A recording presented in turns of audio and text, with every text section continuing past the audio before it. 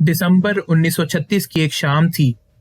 Iraq के गांव अल औजा में एक हामला खातून दरवाजे पर खड़ी अपने शौहर की राह तक रही थी, लेकिन उसका शौहर उस रात घर नहीं आया। पता चला कि उसका कोई सुराग नहीं मिल पाया और वो कहीं लापता हो गया है। कुछ ही दिनों बाद उस औरत का बेटा, जिसकी उम्र 12 साल थी, वो भी कैंसर से इंतकाल कर गया। वो औरत शदीद सदमे में चली गई और अब उस औरत को दुनिया के हालात से कोई दिलचस्पी ना रही। उसने खुदकुशी तक करने की कोशिश की।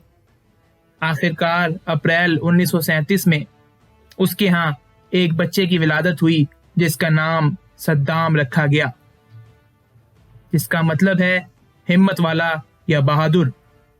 ये वही सद्दाम हुसैन है जिसको मगरिबी ताकतें एक जालिम वहशी के तौर पर मनवाती आई हैं, जबकि एक बड़ा मुस्लिम तबका इनको बहुत इज्जत और कदर की निगाह से देखता है। तो कौन था असल सद्दाम हुसैन? हिस्ट्री स्ट्रीम की इस नई वीडियो में आज हम आपको यही दिखाएंगे। इन हालात में जब सद्दाम हुसैन की पैदाइश हुई तो घर के हालात भी कुछ ठीक नहीं थे। लिहाजा सद्दाम की मां ने दूसरी शादी कर ली। सद्दाम की बाकी जिंदगी और उनकी परवरिश उनके मामू खैरुल्लाह तलफा ने की। खैरुल्लाह उस वक्त इराक की बाथ पार्टी के एक बड़े लीडर थे। 14 जुलाई 1958 यानी 1958 में जब फौजी बगावत के नतीजे में इराक के बादशाह फैसल दोइम को तख्त से उतार दिया गया तो वहां पर बाथ पार्टी की हुकूमत कायम हो गई। सद्दाम के मामू चूंकि बाथ पार्टी के एक बड़े लीडर थे, इसलिए नौजवान सद्दाम हुसैन के इस पार्टी में अहम ताल्लुकात बन गए। बाथ पार्टी में सद्दाम की अहमद हसन अल बकर से अच्छी दोस्ती हो गई और दोनों ने एक दूसरे के साथ मिलकर काम भी शुरू कर दिया। 1968 में जब बाथ पार्टी के हालात खराब होने लगे तो हसन अल बकर ने एक बगावत के नतीजे में सदारती ओहदे पर कब्जा कर लिया और यूं सद्दाम की कामयाबी के दौर का आगाज हुआ। हसन अल बकर के रवाबित की वजह से जल्द ही सद्दाम हुसैन को वाइस चीफ का ओहदा मिल गया। 1970 की दिहाई के आगाज में ही सद्दाम हुसैन ही असल ताकत थे जो इराक को चला रहे थे। इस वक्त इराक सुन्नी शिया में बटा हुआ इराक था। 1972 में इराक ने तेल को नेशनलाइज कर दिया, यानी अब इराकी तेल पर मगरिब का नहीं बल्कि इराकी हुकूमत का कब्जा हो गया। ये काम भी सद्दाम हुसैन की जेर निगरानी किया गया। 1970 की दिहाई में जब तेल से बेइंतहा पैसा इराक आना शुरू हुआ तो वहां के लोगों का मयार जिंदगी बेहतर से बेहतर होता चला गया। नए स्कूल बनाए गए और तालीम को लाजमी और मुफ्त करार दे दिया गया। इसी तरह महकमा सेहत के निज़ाम को भी बेहतर किया गया और इलाज और मुआवजा भी मुफ्त कर दिया गया। खवातीन को खास तौर से इराक के कौमी धारे में शामिल किया गया। इनकी तालीम और वर्क फोर्स में शमूलियत को बेहतर बनाया गया। पूरे मुल्क में सड़कों का जाल बिछाया गया और कंस्ट्रक्शन सेक्टर ने बेइंतहा तरक्की की। तो अब यहाँ से शुरू होता है सद्दाम हुसैन का सदारती सफर। तो हुआ कुछ यूं कि 1979 में इराकी सदर अल बकर ने शामी सदर हाफिजुल असद से मुज़ाकरात शुरू कर दिए, जिसके तहत इराक और शाम मुत्तहिद रियासत बन जाएंगे। जैसा कि अपनी पिछली वीडियोस में हम आपको बता चुके हैं कि मगरिब को ये बिल्कुल पसंद नहीं आता कि मुसलमान ममालिक में कोई यूनियन या इत्तेहाद बन जाए।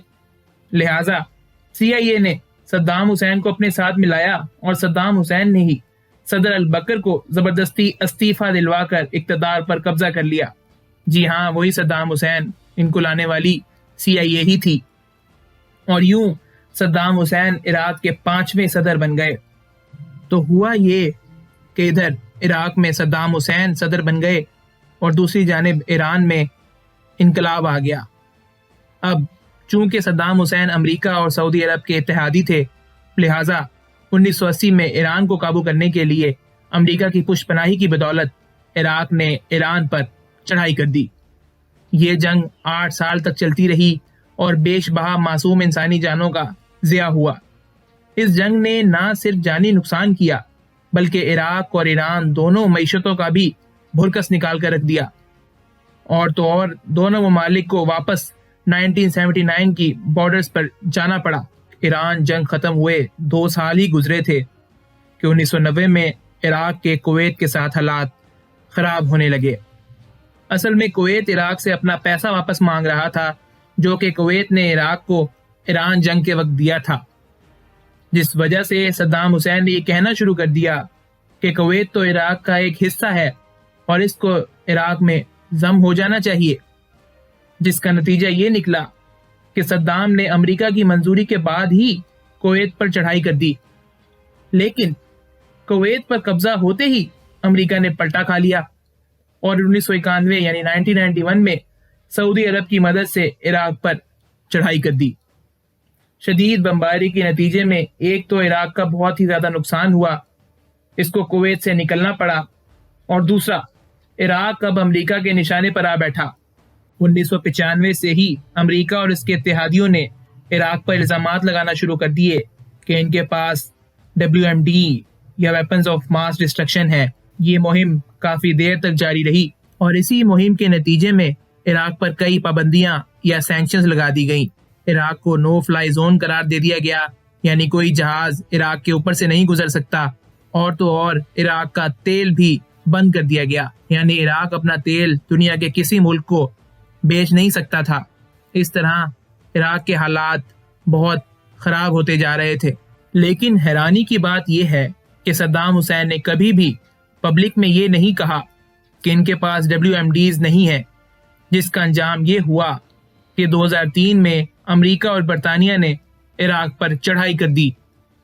صدام حسین کے خاندان کو قتل کر دیا گیا، اور تو اور خود صدام حسین کو بھی گرفتار کر کے ان پر جنگی جرائم کا مقدمہ چلایا گیا۔ لیکن جس وجہ سے امریکہ اور برطانیہ نے عراق پر حملہ کیا تھا، اس کا کیا ہوا؟ تو جواب ہے کہ امریکہ کو عراق میں کوئی WMDs نہیں ملے۔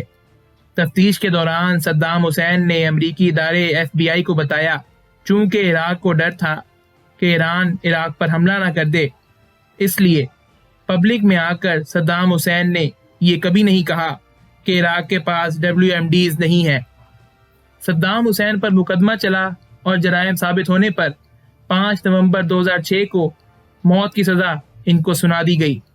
30 دسمبر 2006 کو عراق کی آرمی بیس کیمپ جسٹس میں صدام حسین کو پھانسی دے دی گئی۔ ان کی پھانسی کا منظر بھی ایک الگ ہی کہانی ہے۔